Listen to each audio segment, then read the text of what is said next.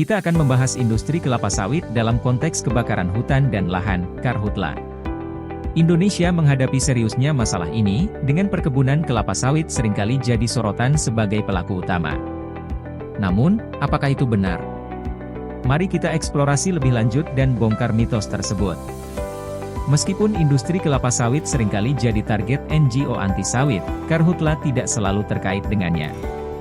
Data menunjukkan bahwa luas karhutla di Amerika lebih besar daripada Eropa, Rusia, dan Indonesia. Fakta menunjukkan bahwa fenomena karhutla tidak berkaitan dengan keberadaan perkebunan kelapa sawit di negara maju maupun berkembang. Menariknya, provinsi-provinsi tanpa perkebunan kelapa sawit, seperti Jawa Tengah dan Jawa Timur, mengalami karhutla dengan proporsi lebih besar dibandingkan provinsi dengan perkebunan kelapa sawit.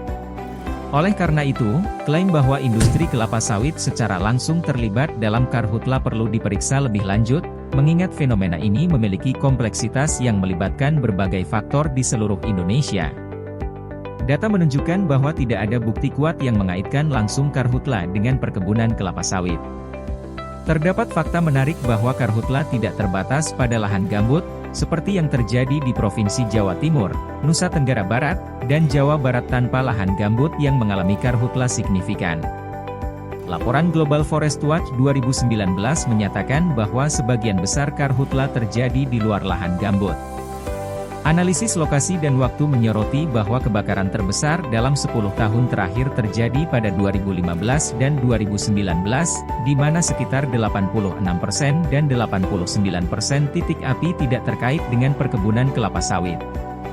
Ini menunjukkan bahwa hubungan antara karhutla dan perkebunan kelapa sawit tidak didukung oleh fakta empiris. Citra satelit menunjukkan sebagian besar karhutla terjadi di luar perkebunan, menyiratkan bahwa perkebunan kelapa sawit mungkin menjadi korban daripada penyebab utama. Karhutla merugikan ekosistem dan masyarakat, termasuk perkebunan kelapa sawit, dengan dampak negatif pada kesehatan manusia dan produktivitas tanaman.